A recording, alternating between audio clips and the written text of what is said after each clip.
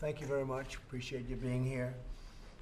I'd like to take a few moments to describe what we're doing on numerous fronts, but we're going to take a major step in our historic regulatory reduction campaign today.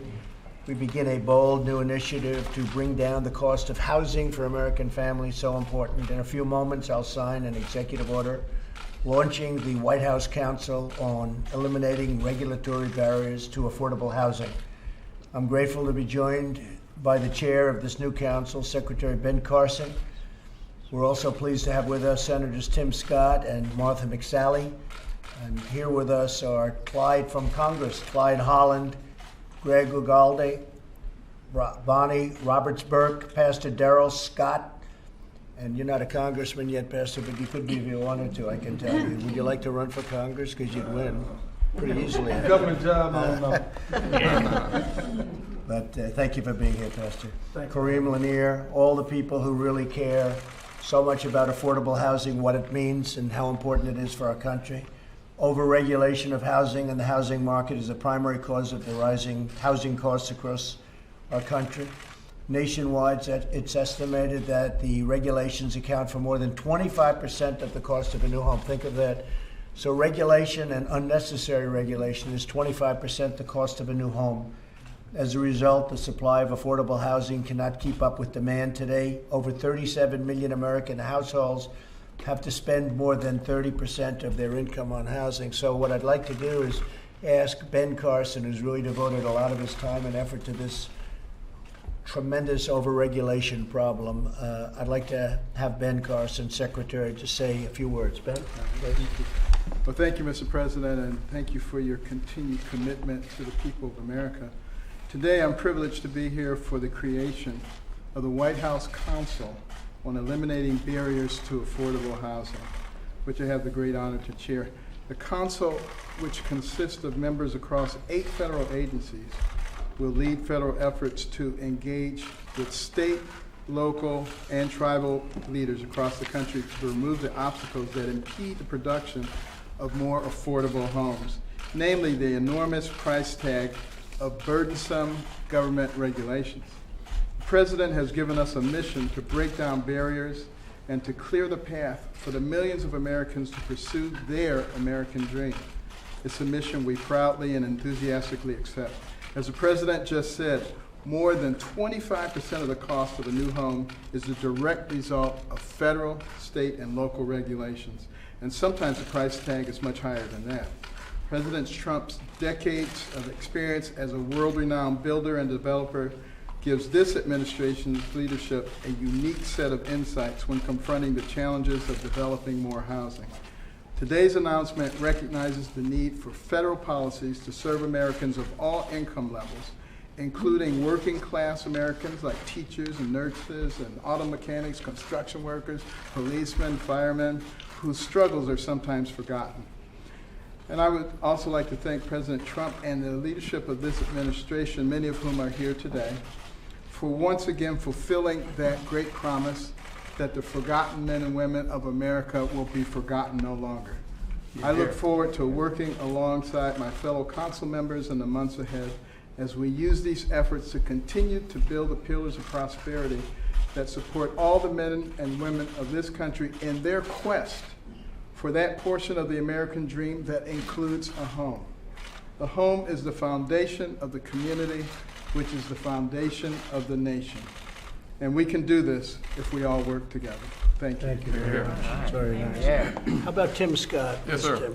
Tim, you want to say a few words? Mr. President, thank you for this executive order. There's no doubt that a regulatory reset that is responsible will help more Americans who are creditworthy achieve their goal, their aspiration of having a part, a share in this nation. The American dream so often is seen through the prism of home ownership. This executive order will accelerate the path of responsible home ownership and is proof positive that your conscientious, compassionate, conservative leadership is undeniably focused on the most vulnerable folks of our economic chain. Did you read that? No, sir. Right off the top of his head. That was very good. Thank you, Tim. Yes, sir. Martha? President Trump, thank you so much for this executive order. In the first 90 days as a senator in Arizona, I visited all 15 counties. We're a very diverse state, and our economy is growing, but a top theme is affordable housing. Yep. And there are many barriers to that, and so this group coming together to cut across those barriers, federal, state, and local, to provide more opportunities at lower cost so everybody can meet their full potential is really important for my constituents, and so I'm grateful for this initiative. Thank you. Great job. Pastor Scott? Mr. President, during the 2016 campaign, you stated that you would implement national policy to revitalize the urban communities of this great country, and well, all the communities, urban and rural. And I think this is just a part. This dovetails on the opportunity zones and the things that are being done in those designated areas, and this makes the revitalization process that much more obtainable. So we thank you for it. Thank you very much. On And behalf thank you for of- bringing up the word You're here. opportunity zones, the words, because Tim Scott had so much to do with that, and it's far beyond our expectation. It's a little different than what we're talking about today, but while you bring up that term, it's a beautiful term, Tim Scott came to see me a little while ago, toward the beginning, but not that long ago. Yes, sir. And Tim, I don't mind if you say just a couple of things about what's happened, because the opportunity zones have just taken off in this country. Yes, sir, Mr. President, because of your leadership, frankly, we have seen incredible growth in the opportunity zones. Here's just a couple of examples. I think it's important for us to remember that in opportunity zones, the average person is living in a place where the poverty rate is at 31%. Nationally, our poverty rate is at 12.5%. Because of your legislation that you signed, sir, we've seen an 8% increase in wages within the zones. We've seen a 20% increase in property values in the zones. That's really important for two reasons. Number one, over 50% of the folks in the zones own their property. So that means that we're seeing net worth increase because of the opportunity zone legislation. So that's really important. Number two, the fact of the matter is when you put more pressure on those zones, you attract more resources in it. Exactly. And from the Treasury's perspective, we could see upwards of more than $50 billion descending upon these zones, creating opportunities in workforce housing that we're talking about today. And that is an important part of the equation. And that is brought to us by your leadership and your willingness to have a conversation about moving people in distressed communities forward. Thank you for saying yes to opportunity zone legislation. Thank you. It's been great. It's been a great. Would anybody like to say something, and we'll sign up? Anybody? Would you like to say something? Please. Clyde Holland, with respect to the National Multi-Housing Council and Up for Growth, two areas we've been struggling to produce apartments and the most affordable housing in America. We can't thank you enough, Mr. President, Thank you. for this help. Thank you very much. I appreciate it. Yes, please. Mr. President, thank you for this, and I'd like to thank you as well, Dr. Carson, for your leadership as well. Coming from the inner city, coming from urban America, living within the confines of what it takes on a day-to-day, we don't care about the cost and the we need the housing. And so it's good that we have these barriers removed so that we can actually get access to these things. When you are a kid living in urban America, you don't care who your president is, who your governor is, who your mayor is. You care about the things that are practical to you. And the things that really are practical is where am I going to lay my head at tonight and what am I going to eat when I get there? And these things help more people in urban America get access to housing that is so needed. And so we thank you tremendously. Thank you very much. I appreciate it. Yeah. And I'd like to say from the National Association of Realtors and as a realtor that I thank you very, very much. The American dream is home ownership. We have the lowest percentage of home ownership that we've had in many, many years, and I think this is going to go a long way to increase that. Thank you. Thank you very much. Greg Ugaldi, on behalf of the home builders, Mr. President, we are strongly behind this effort. The regulatory framework throughout the country needs to be focused on. It'll help us with workforce development as well, and I think that this is tremendous, and we thank you for this. Thank you very much. I appreciate it. I just want to add Yes, one other please, thing. Matt. You know, the average net worth of a renter is $5,000. The average net worth of a homeowner is $200,000. That's a 40-fold difference. And we talk so much about the income gap, the wealth gap in this country. A lot of it has to do with home ownership. And that's why this is so important, but it has to be done the right way. Yeah. It wasn't done the right way, a decade or more ago, and it led to a crisis. So we have to learn from those situations, do it the right way. And it's really about recognizing that our people are our most important resource. Yeah. Yep. And we need to develop it, and the best place to develop those resources is a solid home environment. That's great, Ben.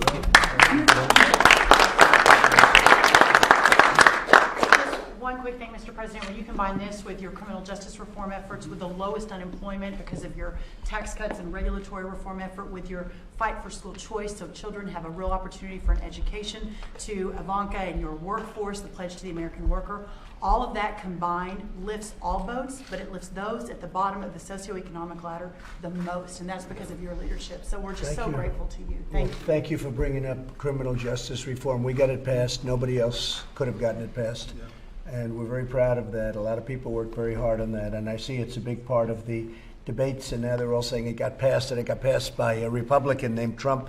And the Democrats don't know quite how to handle that one. But we did criminal justice reform, very comprehensive also. Yes. And there are a lot of people. And the incredible thing about it was we had conservatives, very, very conservatives, and we had very, very liberal people supporting it. We had everybody. We had a great bipartisan group.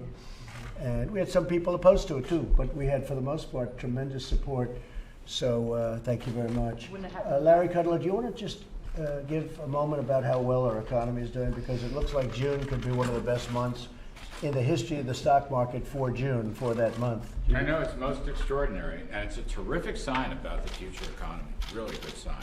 We had our correction in the spring, now we've gotten it back, and then some.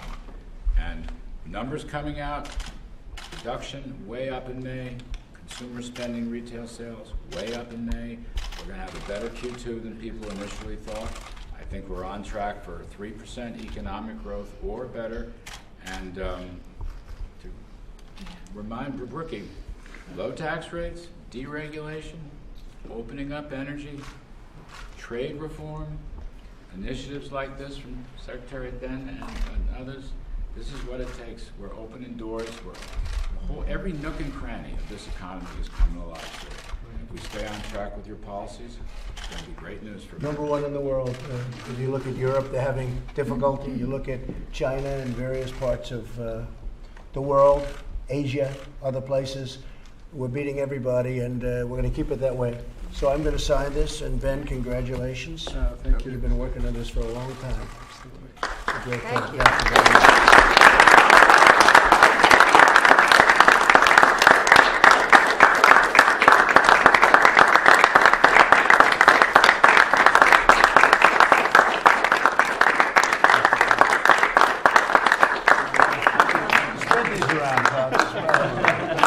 I don't like signing one letter at a time. It doesn't look too good, the end result. Mr. President, are you personally concerned, Mr. President? Wait till you hear this beauty. Are This you is a- personally concerned about the conditions at these border facilities? where Yes, I there are am. some I'm very reports- concerned. And they're much better than they were under President Obama, by far. And we're trying to get the Democrats to agree to really give us some humanitarian aid, humanitarian money. And that is a very fair question. And I appreciate that question. But I'm very concerned. It's in much better shape than it ever was. A lot of these young children come from places that you don't even want to know about, the way they've lived, the way they've been, the poverty that they grew up in. But with that, if we can get this bill signed, we'll be able to do it. We have, the Democrats don't want to sign anything. And now I think they're going to probably sign this. From what I understand, I call it humanitarian aid. This isn't even about border. At the same time, you see the numbers are way, way down. Mexico has been really helping us a lot. They have very strong immigration laws. They are moving 15,000 people or 16,000 people to our southern border, and they move 16,000 troops to their southern border, which is pretty incredible. And a lot of signs are coming out where the cartels and all of the bad folks, the coyotes as they call them, and all of the bad people that are bringing young children and taking advantage horribly. It's a form of slavery. It's horrible what they're doing to young children. You understand, you've reported on it. A lot of that is stopping now because of what we're doing and because of what's happening on the border. So I just want to thank Mexico. They've really done a great job. We appreciate what they're doing, and hopefully they can keep it up. because it's very important. They have Mexico has very, very powerful immigration laws. They can do things. Our laws are so bad. What we would like to do, and I'll do it right now officially, is ask the Democrats to give us help on asylum, help on all of the loopholes, the horrible loopholes that get signed in over a period of years that don't allow us to do what we should be able to do. We need the votes of Democrats. And I think very importantly, you know, because our economy, you heard Larry Kudlow, because our economy is so strong, could be the strongest in the history of our country, people want to flow up to the United States, but you just can't do it that way. You have to do it legally. But you have these massive numbers of people trying to get into the United States because of the economy, because we've done so good. But that's one of the problems with doing well. Everybody wants to come in. 10 years ago, 5 years ago, 4 years ago, they didn't want to come in. Today they want to come in. But we can't let that happen. So we're doing very, very for them. And as far as the wall is concerned, the wall is heavily under construction. The Army Corps of Engineers is doing a great job. We're doing a lot of wall right now, and we expect to have 400 miles built by the end of next year. That's a lot, and we're building them in the right places. We're picking areas where we need it the most, and it's having a tremendous effect. Did you ask your Customs and Border Protection head, John Sanders, to resign? Do you know why he's leaving his post? No, I know there was going to be a change there. I've made changes, very good changes. We're moving some people around into different locations. The game has changed a lot because of what Mexico is doing. We're able to do things that we wouldn't have been able to do before. The problem with our Border Patrol, who are phenomenal people, but they're not allowed because the laws are so bad with catch and release and all of the different things, including chain migration, the visa lottery. The laws are so bad, and the asylum rules and laws are so bad that our Border Patrol people, who are so incredible, aren't allowed to do their jobs. So because Mexico is now, for the first time in 50 years, helping us, and we really appreciate it, we're able to make certain changes that we wouldn't have been able to make before. Steve, did you have a question? You had a back and forth with the leader of Iran this morning via tweet. What message did you want to send to him with your tweets? Well, there is no message. You know, I'll tell you what the message is. When they're ready, they'll have to let us know. When they're ready, they'll let us know. Very simple. Ready to negotiate, you mean? Ready to do whatever. Doesn't make any difference. Whatever they want to do, I'm ready. Okay? So President, on the Middle East, Jared Kushner is in Bahrain right Yes. now, releasing this economic component of your Middle East peace plan without the Israelis or Palestinian officials attending. So what's your strategy going forward when there's no buy-in from the Well, we want to parties get on support, and we have to get economic support because the Palestinians don't have money. And we have to help the Palestinians with some money because they don't have it. And one of the groups that you get are some of those countries in the Middle East that do have money. So they're going to play a role in the peace plan. And we'll see what happens. We had a little bit of a setback when the election in Israel, as you know, is, I guess the result is somewhat mixed because now they're going to do it again.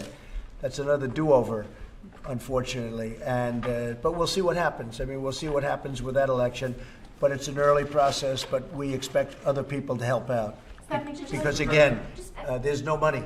And some people don't have money, and if they don't have money, it's going to be very hard. We want people to be able to live and live well. Can we back to the CBP? So does that mean you did not ask Sanders to resign? I didn't speak to him. I don't think I've ever spoken to him, actually. No, we have some very good people running it, and you know, I don't know anything about it. I hear he's a very good man. I hear he's a good person. I don't know him. I don't think I ever spoke to him. Can you tell us about your decision to choose Stephanie Grisham as your new press secretary? So Stephanie has been with me from the beginning, as most of you know, and then over the last couple of years, she's worked for the First Lady, done a fantastic job. The First Lady loves her. I think she's been, you know, just incredible. She's very talented. And I asked so many people, who do you like? A lot of people wanted the job. You know, a lot of people wanted to do it. And I'd ask people, who do you like? And so many people said, Stephanie. And she's here, she knows everybody. She actually gets along with the media very well, as you know. A lot of the folks in the media like her very much, and I think she's going to be fantastic. I think she's going to do a great job. So I offered her the job this morning, and she accepted. And the First Lady's very happy for her. It's a big job. It's a very big job. But we think Stephanie's going to do a fantastic job, and Hogan's going to be with her. Hogan was one of the people that recommended her. Here's Hogan. He recommended her very strongly. I said, Hogan, who do you think? He said Stephanie Grisham. So, Mr. President, so we're about the letter to Chairman Kim. Exit strategy for Iran if war does break out. How do you do you have an exit strategy for Iran if war does break out? You're not going to need an exit strategy. I don't need exit strategies. Mr. President, can you tell us about your letter to Chairman Kim? Just a nice letter back and forth. He wrote me a beautiful letter on birthday. It was my birthday, as you know, last week. He wrote me a beautiful letter. I thought it was very nice, and just two friendly letters. We get along very well. No mention of another meeting? Maybe there was, but we, at some point we'll do that. Getting along very well. He's not doing nuclear testing. When I took over, as you know, when I became president, they were testing previous to that. They were testing so much. They were doing ballistic tests and nuclear tests, and we didn't have our prisoners back. We had a whole lot of things that were going wrong. Now we have our hostages back, or prisoners back. They came back. We've had, as you know, the remains of the heroes, our great heroes from many years ago. That's coming back as they find them and as they find the sites and the graves, they're sending them back. The relationship is a far different relationship than it was during the Obama years, where you were going to end up with a war. You're going to end up with a war in North Korea. That I can tell you. I'll tell that to Tim Scott. Maybe you haven't heard that, Tim. But you understand. You were going to end up, I'll tell you what, you're going to end up in a war in North Korea. And if it kept going the way it was going, if you had that group continuing onward. As far as Iran is concerned, the deal was a horrible deal. It was no good. It was no good. It ended in a very short period of time. We're dealing about countries. It ended in a very short period of time. They would have had a clear path to a nuclear weapon. We're not going to allow that to happen. Can't do it. And I'm all for Iran. I have so many people, Iranian friends. I come from New York. I have tremendous numbers of Iranian friends. They're great people. They're from Iran. They're wonderful people.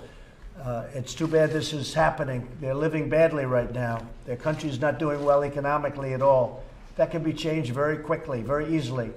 But they have to get rid of the hostility from the leadership. The leadership, I hope they stay. I hope they do a great job. But they should talk to us decently.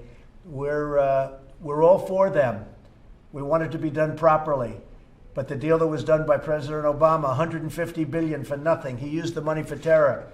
They gave the money out to terrorists. If you remember John Kerry, they asked him that question. Do you know the money's going to be used for terror? He said, yes. Essentially, he said at least some of it's going to be used. I mean, he knew about it. He actually said that some of the money may be used for terror. What kind of a deal is that? Then they gave him $1.8 billion in cash. Cash, plane loads of cash. What kind of a deal is that? And the biggest problem is they had bad testing. You weren't able to see many of the sites. You saw that, Tim. Yes, sir. You couldn't go into the most important sites to test, to see. They were probably making this stuff for a long time. But with $150 billion going to them, they were doing very well, and $1.8 billion in cash. And you had no real right of testing. You couldn't test properly. And most importantly, the agreement ends in a very short period of time. So they had a path to nuclear weapons. We cannot allow Iran to have a path to nuclear weapons. And by the way, we have tremendous support. And people were very happy with what I did the other day by not doing something, okay? But we had tremendous, and we have tremendous support. Nobody wants to see Iran have nuclear weapons. Thank you very much, everybody. Thank you.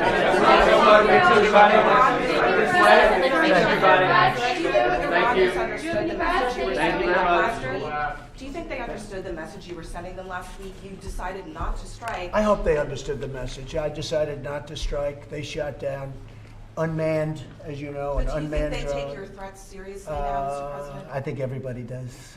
I think you do too. Goodbye.